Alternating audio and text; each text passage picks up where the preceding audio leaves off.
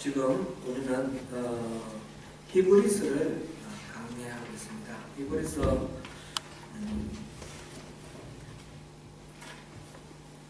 지난주에 우리가 본 내용은 예수님이 어떤 분이신가. 히브리서를 우리가 이렇게 말씀드렸죠. 히브리서는 제5의 복음서다.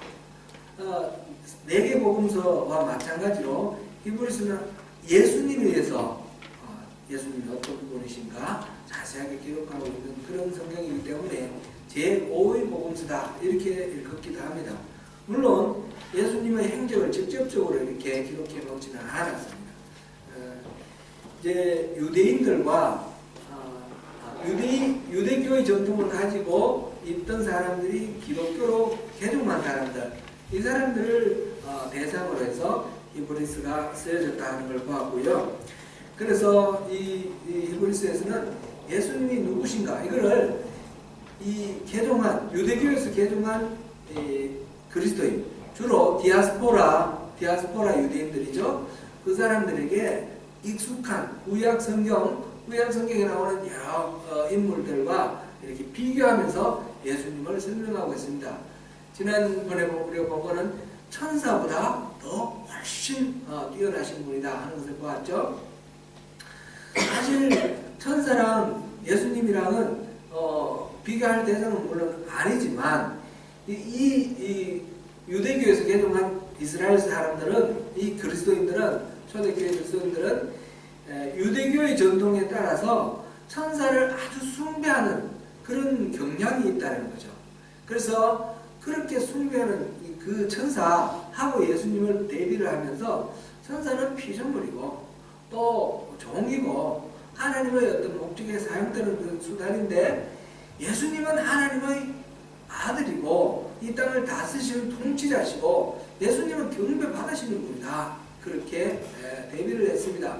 그렇게 대조를 하면서, 그런데 왜 예수님께서, 천사보다 훨씬 뛰어나신 예수님께서 왜 천사보다 못하심을 입었는가? 천사보다 좀 못한 그런 시간과 공간의 한계 속에서 살아가는 인간의 육신을 입고 이 땅에 오셨는가? 그 이유를 지난주에 봤는데 4가지 이유가 있었습니다. 기억나십니까? 첫 번째는 온전함을 위해서입니다. 온전함. 첫 번째는 그리스도는 모든 사람을 위하여 죽음을 맛보시면서 그것으로 말미암아 우리의 구원을 온전하게 하기 위해서 우리 이 혈과 육으로 입고 이 땅에 오셨다는 것입니다. 온전함을 위해서, 우리 구원의 온전함을 위해서. 두 번째는 뭐였습니까? 우리의 형제가 되시기 위해서 하나님께서 하나님의 맏아들이 되시고 우리는 하나님의 아들들이 되니까 우리 형제 되시는 것을 부끄럽게 여기지 아니하시고 기꺼이 그것을 받으시려고 그렇게 육신을 입고 인간의 모습으로 오셨다 했습니다. 세 번째는 뭐였습니까? 마귀를 멸하러 오셨다 그랬어요. 마귀는 죽음을 피할 수 없는 인간에게 죽음으로 계속 위협을 해서 우리가 마귀의 소나기에 이렇게 종로로 타도록 그렇게 되어 있었는데, 예수님께서 죽으시고 부활하심으로써 죽음을 깨뜨리고 이기셨습니다. 그래서 우리가 더 이상 죽음의 종로로 타는 것을 벗어나서 우리는 다른 죽음으로부터 자유로운 그런 존재로 되도록 하기 위해서 마귀를 멸하셨다는 것입니다. 네 번째로는 대제사장이 되기 위해서. 대제사장은 어떤 존재입니까? 우리의 죄를 속량해 주는 존재입니다. 우리의 죄를 온전히 용서받을 수 있도록 예수님께서 하나님의 어린 양, 화목제물이 되셨고 대제사장이 되셨습니다. 그래서 그것으로 끝나는 것이 아니라 하나님 오른편에 계셔서 계속해서 우리를 도우시는 존재. 우리 인간이 몸을 입고 오셨기 때문에 우리 모든 고난과 아픔과 어려움 다 직접 체험하심으로써, 전지전능하신 하나님으로서 물론 다 알지만 실질적으로 체험하신 분으로서 우리를 위해서 그렇게 하나님의 권위의 자리에서 일을 하고 계신다 하는 것을 보았습니다. 네 가지 온전하심, 형제 되심, 마귀를 멸하심, 제사장 되심, 이 네 가지가 우리 지난번에 본 겁니다.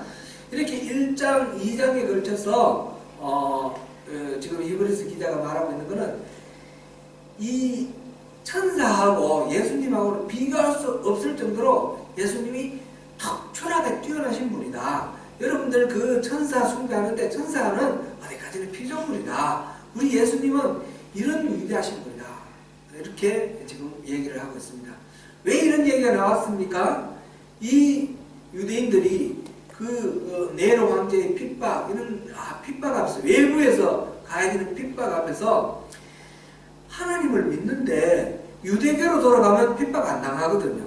유대교인들에 대해서는 핍박을 안 하고 이 그리스도인들만 핍박하니까 굳이 예수 믿을 거 뭐 있냐, 그냥 하나님 믿으면 안 되냐, 이렇게 이야기를 그렇게 믿으면서 떠나가는 사람들이 많았습니다. 배도자들이 많으니까 우리가 진짜 우리가 믿는 예수님이 누군지를 알면 떠나가지 않을 것이다. 그거를 지금 역설하고 있는 것입니다.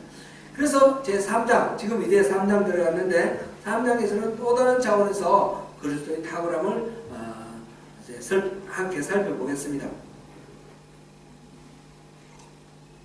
제가 여러분들께 여러 번 이 영화 한번 보시라고 말씀드렸는데 예술적으로 뭐 뛰어난 그런 영화는 아니지만 우리 그리스도인이 신앙생활하는데 도움되는 부분이 있다. 제가 말씀을 드렸죠. 패치 아담스라는 영화를 보면 거기에 이런 장면이 나옵니다. 주인공 패치 아담스가 너무 이 삶 속에 여러 가지 고뇌가 많습니다. 고민하고 갈등하고 그러다가 스스로 정신병원에 들어갔습니다. 정신병원 환자로 들어갔습니다. 들어가서 그곳에서 어떤 한 사람을 만났는데 그 사람은 세계적으로 유명한 수학자입니다. 수학자인데 그 사람을 만났는데 그 사람이 만나는 사람마다 손가락을 이렇게 펴가지고 이거 몇 개야? 물어보는 거예요. 그럼 이게 당연히 몇 개예요? 4개! 이렇게 말하면 또 하나 멍청이가 들어왔구만. 그런 게 이거 4개야? 이걸 4개라고? 그런 게 그렇게 말하는 거예요. 이 패치 아담스에게도 이게 몇 개야? 그래서 4개라고 그랬더니 이 멍청한 인간이 또 하나 들어왔네. 그러면서 얘기를 하는 거예요.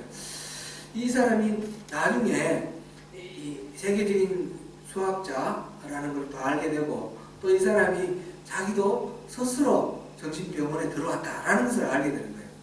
자기처럼 패치 아담스처럼 그 수학자도 의사가 보내서 온 게 아니라 자기가 자원해서 정신병원에 들어온 거예요.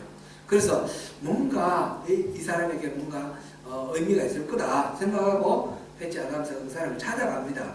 찾아가서 이제 대화를 나누는 중에 이제 이게 몇 개냐고 다시 물어보는 거죠. 이거 왜 이렇게 이거 4개 아니냐고. 그랬더니 이렇게 다 펴보라고 합니다. 여러분 다 펴보십시오. 이렇게 몇 개예요? 4개예요? 이렇게 손을 이렇게 해놓고 이 손가락을 보지 마시고 저를 한번 보세요. 저를 보시면서 이게 몇 개인가 한번 보세요. 몇 개예요? 4개보다 많이 보이죠? 한 8개쯤 보이나요? 이제 그걸 이야기해요. 이렇게 이 손가락을 바라보면 4개인데 손가락 너머를 바라보면 이게 더 많이 보이는 거죠. 그래서 이 수학자가 말하는 거는 우리 눈앞에 보이는 현상에만 우리 매달려 있지 말고 사태의 본질을 보라는 거예요. 본질을 보면 이 손가락, 눈앞에 보이는 이 손가락에 휘둘리지 아니하고 이렇게 갈 수 있다. 우리 신앙생활이 그런 거 아닙니까? 우리 눈앞에 보이는 어떤 현상들, 그것에 뭐 작은 일 기뻐하고 작은 일에 슬퍼하고 일희일비하면 우리 신앙을 지키기가 어렵습니다. 우리는 우리의 이 신앙의 대상이 예수님을 바라봐야 되는 것입니다. 그래서 오늘 본문에서 히브리 기자는 다른 여러 가지 지금 배도에 휘둘리는 이 사람들에게 예수를 깊이 생각하라, 이걸 주문하고 있습니다. 우리 그리스도인들은 예수를 깊이 생각할 때 이런 물결에 휩싸이지 않고 우리 신앙을 견고하게 붙들 수 있다라는 것이죠. 교회에 대한 외부의 핍박이 가해졌을 때 이 매도자들 많이 나왔는데, 이 탄압, 외부에서 가해지는 이 탄압, 사람을 잡아서 죽이고 십자가에 못 박고 사자들의 먹이로 이렇게 콜로세움 안에서 이렇게 막 싸우게 만들고, 이렇게 어마어마하고 끔찍한 그런 핍박 앞에서 사람들이 두려움에 떨고 공포에 떨고, 여기서 어떻게 하면 벗어날 수 있을까 생각하니, 이 핍박을 벗어나는 일만 생각하니 배도할 수밖에 없는 거죠. 그걸 생각하지 말고 우리가 섬기는, 우리가 믿는 예수님을 바라보자. 예수님을 깊이 생각하라. 그분이 어떤 분이신가? 우리 그것을 깨닫자. 이게 지금 히브리서 기자가 지금 요청하는 바입니다. 탄압 자체에 주목하는 한 우리는 벗어날 수가 없는 것이고, 우리가 믿는 그리스도, 그분이 누구인지 주목하는 것이 우리가 믿음을 지키는 길입니다. 그것은 2000년 전에 초대교회 성도들에게만 해당되는 말이 아니고, 오늘날 참 예수 믿기 어려운 이때 이 사회 속에서 우리가 부닥치는 여러 가지 가치관의 갈등이라든지 여러 가지 문제 속에서 우리가 이 믿음을 지킬 수 있는 길은 다른 것이 아니고 바로 예수님을 주목하는 것이다 라는 것입니다. NIV 성경에서는 이 부분을 Fix your thought on Jesus 이렇게 되어 있습니다. 너희 생각을 예수님께 픽스하라, 고정시키라. 우리 삶의 모든 부분에서 그리스도를 깊이 묵상하고 그리스도를 생각하는 그것을 바탕으로 해서 다른 모든 현상을 해석하고 판단하고 결정하라, 그런 이야기죠. 1절 다시 한번 읽어보겠습니다. 1절 함께 읽습니다. 시작. 그러므로 함께 하늘의 부르심을 받은 거룩한 형제들아, 우리가 믿는 도리의 사도이시며 때에 계산하신 일들을 깊이 생각하라. 아멘. 예수를 깊이 생각을 하면서 지금 히브리서 기자가 우리를 부르는데 어떻게 부릅니까? 뭐라고 불렀습니까? 함께 하늘의 부르심을 받은 거룩한 형제들아, 이렇게 불렀습니다. 우리는 누군가? 우리는 하늘의 부르심을 받은 거룩한 형제들입니다. 우리는 부르심을 받은 존재들입니다. 그냥 이렇게 어영부영하다가 이렇게 함께 모여있는 그런 존재가 아니고, 우리는 하나님이 특별히 선택하시고 예정하셔서 불러서 모아놓으신 그런 하나님의 부르심을 받은 존재라는 것입니다. 교회를 헬란말로 뭐라고 한다고 그랬죠? 에클레시아. 에클레시아라는 말은 부르심을 받은 사람들의 모임, 그런 뜻입니다. 우리는, 교회는 바로 하나님의 특별한 의도에 따라서 이렇게 구별되어서 부르심을 받은 사람들입니다. 부르심을 받는다라는 거, 이 개념을 우리가 한번 좀 생각해 볼 필요가 있겠습니다. 대한민국의 남자들은, 이 이민사회는 해당 안 되겠지만 우리 1세대들 우리는 다 겪고 온 바인데, 반드시 군대를 가야 되죠. 나라의 부름을 받아서 군인으로 이렇게 요즘은 20개월인가요? 저는 26개월 했습니다. 또 저보다 앞쪽에서는 30개월, 33개월 이렇게 군대에서 이렇게 나라를 지키는 일을 위해서 이렇게 일을 하는데요. 나이 19세, 마흔이 25세, 26세, 35세까지는 현역 들어가니까 20대 주로 초반이죠. 이 젊은 사람들 군에 들어가면 다 큰 청년이잖아요. 대학교 졸업한 사람도 있고 다니다 온 사람도 있고 다 큰 청년인데, 군대 가면 완전히 아기 취급합니다. 훈련소에서부터 아기 취급하고, 모든 것 거기서 가르치는 대로, 거기서 명령하는 대로, 거기서 규율을 하는 대로 그렇게 행동하게 되어 있습니다. 먹고 싶은 거 마음대로 먹을 수도 없고, 먹기 싫다고 안 먹을 수도 없어요. 식사 시간이 되는데 밥을 안 먹고 있다고 한번 상상해 보세요. 너 왜 안 먹어? 좀 밥맛이 없네요. 그럼 그래? 너무 가는 게 아니고 이게 여기가 어디라고? 이러면 어떻게 되나요? 억지로 먹어야 됩니다. 아, 나 이거 입맛이 안 맞아. 나 라면 끓여 먹을게요. 그것도 안 되는 거죠. 군대에서는 자기가 하고 싶은 대로 뭘 하는 것이 아니고 주어진 대로 하게 돼 있어요. 일할 때는 일하고 훈련받을 때는 훈련받고 잠자라 그럴 때 돌아다니면 안 되고 잠자야 되고 일어나라 할 때 늦잠 잘 수 없어요. 일어나야 됩니다. 모든 것들이 그 군대에서 정한 그 규칙대로 합니다. 이 군대는 나라의 부름을 받고 갔죠. 부름받은 사람들은 원래 그런 거예요. 자기 마음대로 살아가는 것이 아니고 부르심의 주체가 정한 그 이치대로 규율대로 그렇게 살아가는 것입니다. 우리는 하늘의 부르심을 받은 그런 존재들입니다. 하나님 나라, 하나님의 뜻을 이루기 위해서 특별히 예정받고 선택되어서 부르심을 받은 우리는 이전에 부름받기 전에는 우리 마음대로 자고 싶을 때 자고 놀고 싶을 때 놀고 먹고 싶을 때 먹고 뭐든지 자기가 원하는 데 했지만 부르심을 받은 이후에는 어떻습니까? 부르신 분의 뜻과 의지대로 그 규칙대로 우리가 살아가게 되어 있습니다. 그러므로 우리는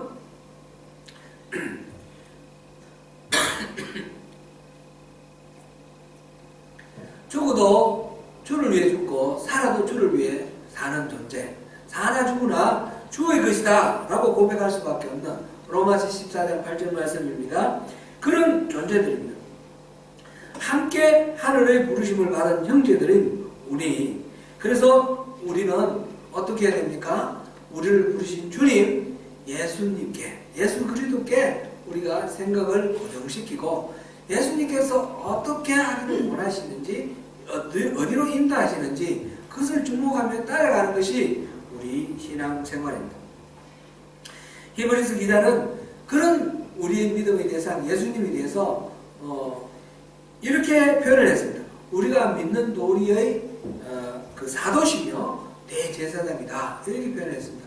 사도라는 말은 우리가 알고 있는 대로 예수님의 제자들이죠. 예수님이 제자를 사도인데 원래 이 사도라는 말의 뜻은 보냄을 받은 사람입니다. 부르심을 받은 사람과 반대로 보냄을 받은 사람.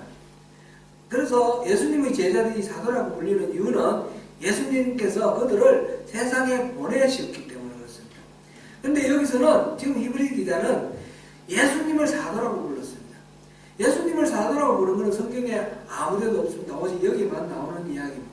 근데 예수님은 하나님으로부터 인간의 몸을 입고 이 땅에 하나님이 어떤 분이신지 계시하시기 위해서 오신 분입니다. 예수님은 보내심을 받은 자입니다. 그래서 여기서 사도라고 그렇게 표현을 했고 대제사장은 우리가 지난주에 우리 본 상태로 그렇죠. 예, 그런데 이 말도 다음에 나올 모세와 비교하기 위해서 이 말이 나와 있습니다. 모세도 구약 성경에 사도라고 직접 이렇게 일컬어지는 경우는 없지만 출애굽기 3장 10절에 보면 하나님께서 모세를 내 백성을 해방시키라 하면서 애굽 땅으로 보내실 때에 이제 내가 너를 바로에게 보낸다 이렇게 말씀하셔요. I am sending you to Pharaoh. 이렇게 하나님이 보내신 사람이 바로 모세죠. 그런 의미에서 모세도 사도라고 말할 수 있죠. 그래서 예수님과 모세를 비교하기 위해서 사도라고 이렇게 표현을 하고 있습니다. 앞서도 말씀드렸듯이 지금 히브리서의 독자가 되는 이 유대교를 배경으로 하는 그리스도인들에게는 천사 숭배의 경향이 있었는 것과 마찬가지로 모세를 숭배하는 그런 경향도 있었습니다. 모세는 신이 아니지만 거의 신에 가깝게 모세 당시의 사람들도 모세를 두려워했고 어려워했지만 이후의 유대인들은 모세를 아주 극진하게 숭배하는 그런 경향이 생겼습니다. 사실 모세는 이스라엘 백성들에게 매우 귀중한 그런 존재죠.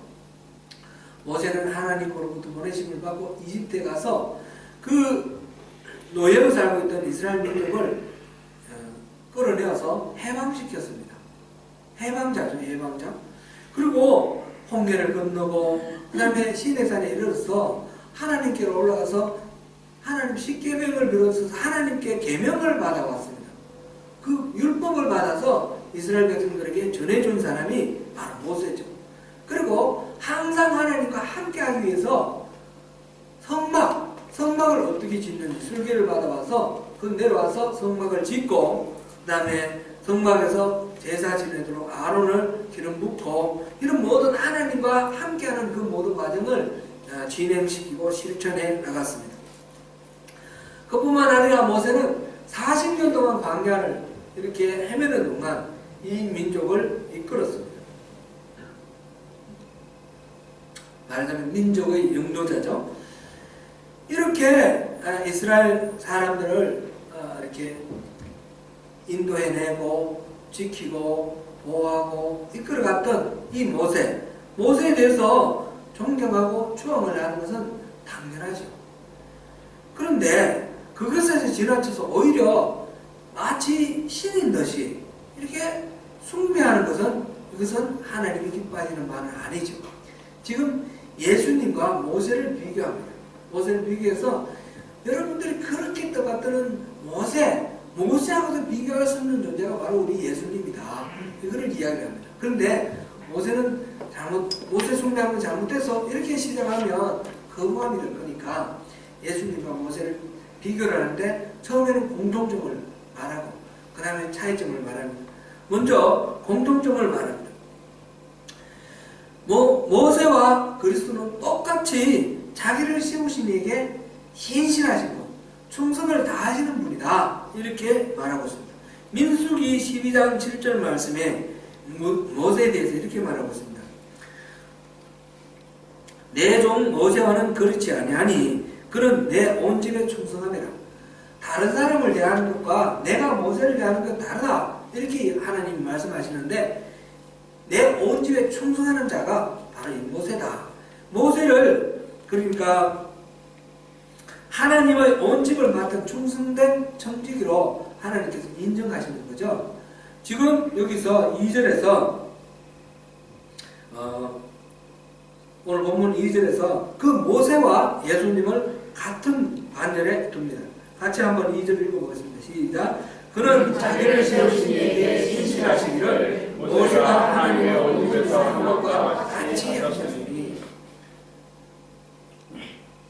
모세가 하나님의 집을 신실하게 종으로서 섬겼는 것처럼 예수님도 하나님의 집을 신실하게 섬긴다. 그렇게 말씀하시는 거죠. 이렇게 공통점을 말하고 그 다음에 차이점을 말합니다. 차이점을 말하는데 그런데 그리스도는 모세보다 한수이다. 이걸 이야기를 하십니다. 3절 4절 같이 읽어보겠습니다. 시작. 그는 모세보다 더욱 영광을 받으나 것이 마치 집 지은 그 집보다 더욱 존경받으니라. 집마다 주인이가 있으니 만물을 지으신 이는 하나님이시라. 아멘. 여기서 집 지은 자와 집을 대비를 하면서 모세는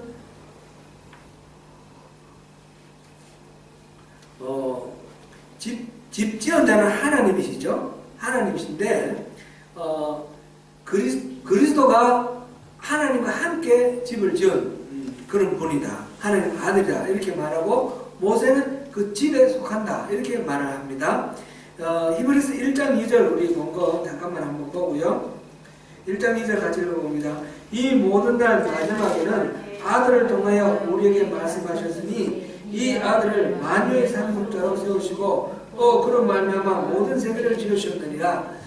예수님은 하나님이 만물을 창조하실 때 그 창조하신 그 일을 맡아 하신 분이 예수님이세요. 빛이 있으라 하니까 빛이 생겼죠. 있으라 말씀하시는 이 말씀이 바로 예수님이죠. 요한복음 1장에 보시면 하나님과 함께 계신 그 말씀, 로고스, 그분이 바로 육신을 입고 오신 분이 예수라고 그랬어요. 그러니까 예수님은 하나님이 천지 창조하실 때에 창조하신 분이 바로 예수님이십니다. 그러니까 이 집을 지은 자도 예수님입니다. 이 5절 6절을 읽어보고 이 집에 대해서 좀 더 생각해 보겠습니다. 5절 6절 같이 읽어봅니다. 시작. 또한 모세는 장래에 말할 것을 정언하기 위하여 하나님의 온 집에서 종으로서 신실하였고 그리스도는 하나님의 집을 맡은 아들로서 그와 같이 하셨으니 우리가 소망의 확신과 사랑을 끝까지 굳게 잡고 있으며 우리는 그의 집이라. 아멘. 모세의 역할은 하나님의 계시에 따라서 그리스도를 통해 완성될 복음을 증거하는 것입니다. 그래서 여기서 집은 하나님의 집, 하나님의 백성, 이스라엘을 말합니다. 이 집은 헬라 말로 오이코스 이 말인데, 이 집은 빌딩으로 이 건물집을 말하는 것이 아니고 가정, 패밀리, 그걸 말하고 있어요. 여기 하우스라는 말이 하우스가 빌딩이 아니고 가정이다, 이렇게 생각하시면 좋겠습니다. 그래서 하나님의 집, 하나님의 아버지가 되고 그 자식들이 쭉 있잖아요. 이스라엘 백성들이 바로 하나님의 가정이 된 거예요. 그 하나님의 가정 됐는데, 모세는 그 집 안에서, 그 집에서 5절, 또한 모세는 장래에 말한 것을 증언하기 위하여 하나님의 온 집에서 종으로서 신실하였고, 근데 온 집에서 in all God's house, in이라는 전치사가 들었어요. 헬라 말로는 n이라는 말이 en oikos, 그렇게 n이라는 전치사가 들었어요. 그럼 모세는 하나님의 집을 섬기는 종이었지만 하나님 집 안에 속해 있어요. 하나님의 집에 소속된 사람이에요. 그런데 예수님은 어떤 분입니까? 그리스도는 6절, 하나님의 집을 맡은 아들로서 그와 같이 하셨으니, 하나님의 집을 맡은 자, 모세는 종이었고 신실한 종이었고 예수님은 하나님의 집을 맡은 아들입니다. 그때 하나님의 집을 맡은, 이것도 NIV 성경에 이렇게 번역되어 있습니다. But Christ is faithful as a son over God's house. 하나님 집 위에, over라는 이 헬라 말로는 에피라는 단어를 쓰고 있습니다. 에피, 위에서. 예수님은 하나님 집 속에 있는 분이 아니고 하나님 집 위에서 다스리시는 하나님의 아들이다, 이렇게 되어 있습니다. 종은 아무리 뛰어나도 주인을 섬기게 되어 있죠. 주인의 아들이 바로 주인이죠. 모세는 예수를 섬기는 존재입니다. 섬기는 존재. 모세하고 예수는 신실한 점에서는 동일하지만 그 신분 아이덴티티는 다른 거죠. 모세는 종이고 예수님은 다스리는 자, 아들, 주인입니다. 끝으로 히브리 기자가 우리에게 우리의 정체성 아이덴티티를 다시 한번 말하고 있습니다. 6절을 다시 한번 읽어보겠습니다. 시작. 그리스도는 하나님의 집을 맡은 아들로서 그와 같이 하셨으니 우리가 소망의 확신과 사랑을 끝까지 굳게 잡고 있으면 우리는 그의 집이라. 여기서는 예수님이 집 맡은 아들인데 그 집이 다른 말이라 우리라는 거예요. 우리는 그리스도의 집이라는 거예요. 예수님이 다스리시고 지키시는 그 집이 바로 우리라는 것입니다. 여기서 소망은 하나님의 뜻을 이루시는 그 예수님의 충성스러움에서 나오는 소망입니다. 예수님이기 때문에 반드시 이루어지는 그런 우리 이 확신을 우리가 소망이라고 이렇게 소망을 확신하라, 이렇게 있고요. 그 다음에 자랑은 우리가 하나님 백성으로서 우리가 프라이드를 가지라는 거죠. 자긍심을 가지고, 그렇게 소망의 확신과 이 자부심, 자랑을 가지고 견고히 흔들리지 않고 있으면 우리는 그리스도의 집이다, 이렇게 나와 있습니다. 여기서 우리가 또 한번 생각해 봐야 될 것이, 우리가 소망의 확신과 자랑을 끝까지 굳게 잡고 있으면, 그러면 우리가 그리스도의 집이 된다라는 그런 조건이 아닙니다. 이거는 우리가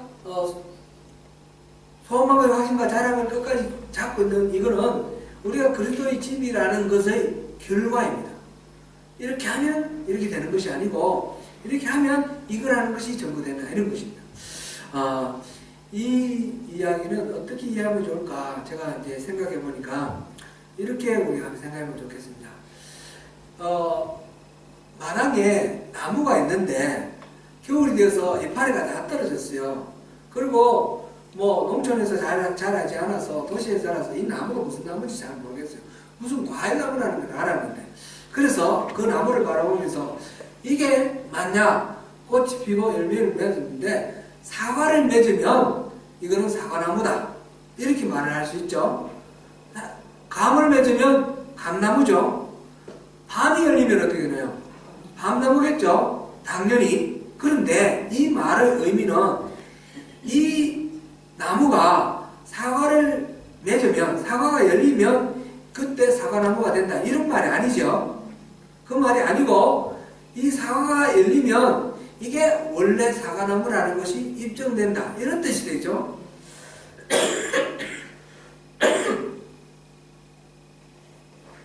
같은 원리를 오늘 이 6절에 그대로 적용하면 됩니다. 이 소망의 확신과 자랑을 끝까지 잡고 있으면 우리는 그리스도의 집이다. 이 말은 이것이 조건이 되어서 이걸 우리가 끝까지 지키면 된다. 이런 것이 아니라는 거예요. 그렇게 되면 주도권이 어디에 있습니까? 우리에게 있는 거죠. 우리가 그리스도의 집인 것은 내가 잘나서 그리스도의 집이 된 게 아니에요. 우리가 부름받은 것은 내가 어떤 자격이 있어 부름받은 게 아니에요. 하나님의 은혜로 우리를 불러주셔서 우리가 하나님의 집이 되었어요. 그렇기 때문에 주도권은 우리에게 있는 것이 아닙니다. 그런데 우리가 그리스도의 집이다. 하나님의 백성이라는 걸 어떻게 입증하느냐? 우리가 이 소망의 확신과 이 자랑, 예수님이 언약하신 말은 반드시 이루어진다는 그 소망을 붙들고 우리는 그리스도의 하나님의 자녀라는 자부심을 가지고 끝까지 흔들리지 않으면 외부적으로 무슨 탄압이 있고 무슨 압박, 핍박이 있더라도 그 환경에 휘둘리지 않냐고 견고히 주님이 주신 이것을 붙들고 있으면 우리가 바로 하나님의 백성이라는 게 확실해지는 거죠. 1절에서 또 우리를 이렇게 표현을 했어요. 뭐라고 표현했습니까?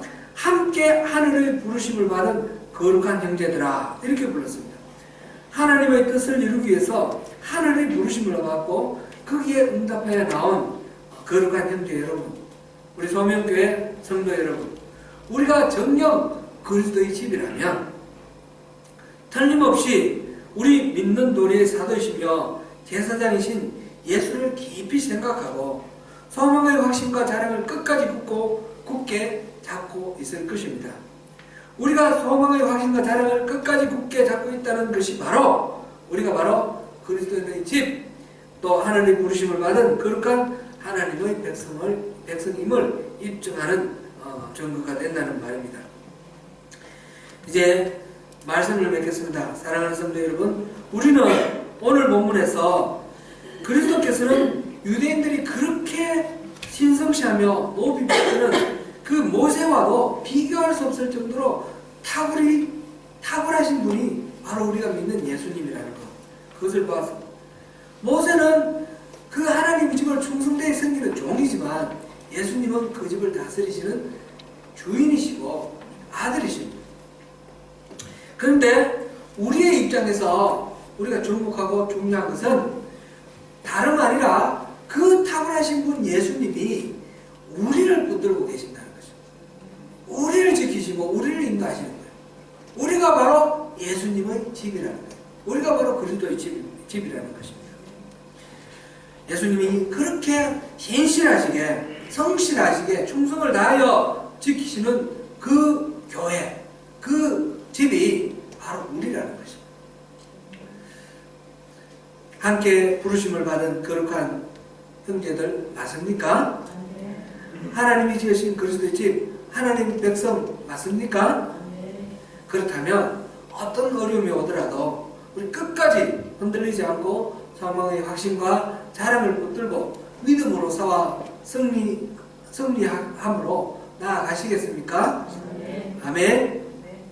어떻게 해요? 예수를 깊이 생각함으로, 매사에 예수를 생각함으로 그렇게 승리하시는 저와 여러분이 되시기를 축원합니다. 기도하겠습니다.